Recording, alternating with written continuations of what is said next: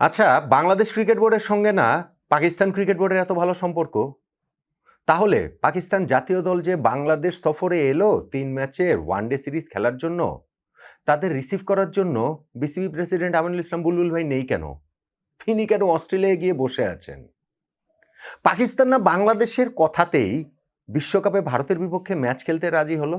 BCB president বুলবুল ভাই না সেইখানটাতে মূল নেগোশিয়েটরের ভূমিকাটা পালন করলেন? তাহলে কৃতজ্ঞতা স্বরূপ Pakistan cricket board president Mohsin নাকবির তো দলের সঙ্গেই চলে আসার কথা ছিল বাংলাদেশে। সেটা যদি নাও হয়, এই দলের কাছে বোধহয় শুভেচ্ছা স্মারক, উপহার টুপহার ইত্যাদি পাঠিয়েছেন বুলবুল ভাইয়ের জন্য। সেগুলো রিসিভ করার জন্য তো বুলবুল ভাই থাকা দরকার। বুলবুল ভাই নেই কেন? কেন তিনি অস্ট্রেলিয়ায় গিয়ে বসে আছেন? পরিবারের সঙ্গে সময় কাটাবেন, ঈদ করবেন। এরকম ১২ মাসে ১৩টা উপলক্ষ তো থাকবেই। পুরোটা সময় জুড়ে কি তাহলে এই পাকিস্তান তার বন্ধু রাষ্ট্র এরকম যার কথাতেই বিশ্বকাপে ভারতের বিপক্ষে ম্যাচ খেলে ফেললো, বাংলাদেশে যে বোর্ড প্রেসিডেন্ট কথাতে তাকে রিসিভ করার জন্য বুলবুল ভাই বাংলাদেশে যদি না থাকেন, তাহলে জিনিসটা একটু কেমন কেমন লাগে না? একটু খটকা খটকা তো লাগে, লাগে না?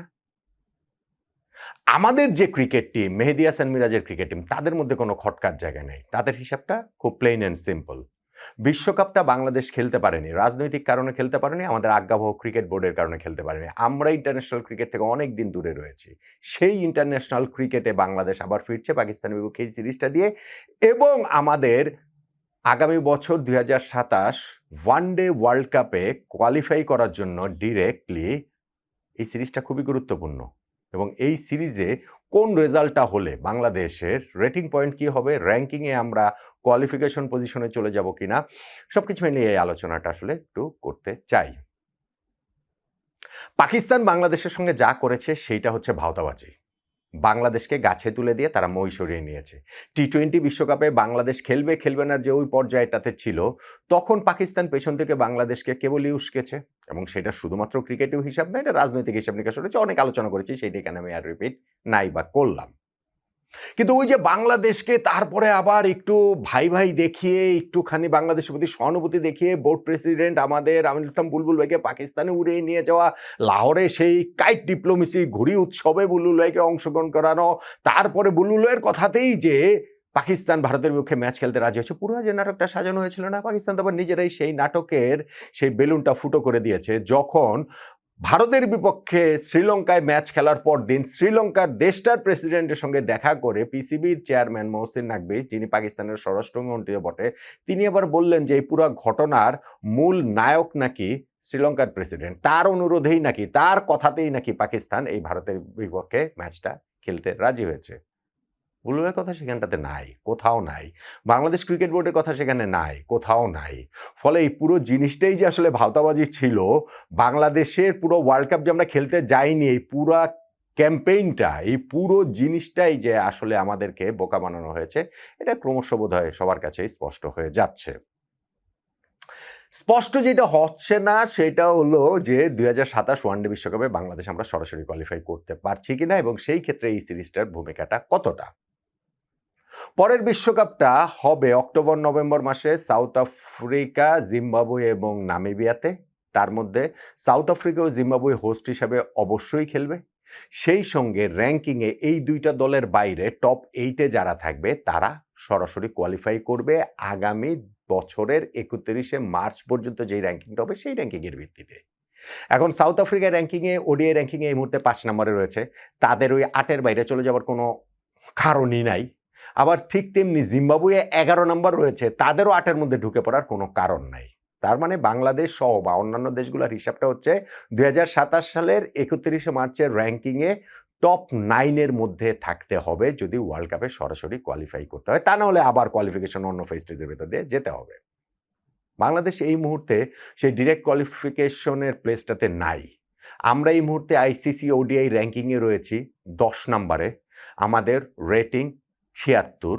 আমাদের আগে ৯ নম্বরে রয়েছে ওয়েস্ট ইন্ডিজ, তাদের রেটিং ৭৭। আর যেই পাকিস্তানের বিপক্ষে আমরা এই সিরিজটা খেলতে যাচ্ছি, যেইটাকে বলছি আমি একটা বিগ অপরচুনিটি আমাদের জন্য, আমাদের ওই কোয়ালিফিকেশন স্পটটার মধ্যে চলে আসার জন্য ৯ নম্বরের মধ্যে ঢুকে আমরা পড়তে পারি, সেই পাকিস্তানের রেটিং ১০৫, তারা আইসিসি ওয়ানডে র্যাঙ্কিং আছে ৪ নম্বরে। পাকিস্তান এইবার বাংলাদেশে এসেছে, সেখানটাতে তাদের ৬ জন ক্রিকেটার রয়েছেন যাদের ওয়ানডে ডেবু হয়নি। এইটা যে তাদের জন্য এক্সপেরিমেন্টাল একটা সফর, বিষয়টা তা না। টি-20 বিশ্বকাপে তারা খারাপ করেছে, সেইটার একটা রিঅ্যাকশন অন্য ফরম্যাটে তারা দেখিয়েছে। ঠিক আছে, সেটা পাকিস্তানের ব্যাপার, কিন্তু এই সিরিজটাতে পাকিস্তানের যেই রেজাল্টই হোক না কেন, তাদের পরের ওয়ার্ল্ড কাপে সরাসরি কোয়ালিফাই করাটা হুমকির মুখে পড়বে না। কিন্তু আমাদের জন্য, বাংলাদেশের জন্য কোন রেজাল্ট হলে আমরা এইখানটা থেকে পরের ওয়ার্ল্ড কাপে সরাসরি কোয়ালিফাই করার ফেজটাতে যেতে পারবো? বাংলাদেশের সামনে ম্যাচ রয়েছে, অনেক ম্যাচ রয়েছে। এই বছরে আমি দেখছিলাম যে বিরাজ বলছিলেন যে নাকি ওইখানটাতে বাংলাদেশে যে অনেকগুলো সিরিজ রয়েছে, ২২টা ওয়ানডে ম্যাচ রয়েছে। আমার হিসাব তো বলে যে ২৩টা ওয়ানডে ম্যাচ এই বছরে বাংলাদেশে রয়েছে। পাকিস্তানের সঙ্গে ৩ ম্যাচ খেলছি আমরা ঘরের মাটিতে, নিউজিল্যান্ডের সঙ্গে ৩ ম্যাচ, অস্ট্রেলিয়ার সঙ্গে ৩ ম্যাচ, ভারতের সঙ্গেও ৩ ম্যাচ। এই ৪টা সিরিজের ১২টা ওয়ানডে কিন্তু আমাদের ঘরের মাটিতে খেলার কথা। সঙ্গে আয়ারল্যান্ডে অ্যাওয়েতে গিয়ে আরও ৩ ম্যাচ ১৫, জিম্বাবুয়েতে গিয়ে ৫ ম্যাচ ২০ এবং সাউথ আফ্রিকাতে গিয়ে আরও ৩ ম্যাচ, ২৩টা ওয়ানডে এই বছর বাংলাদেশের রয়েছে।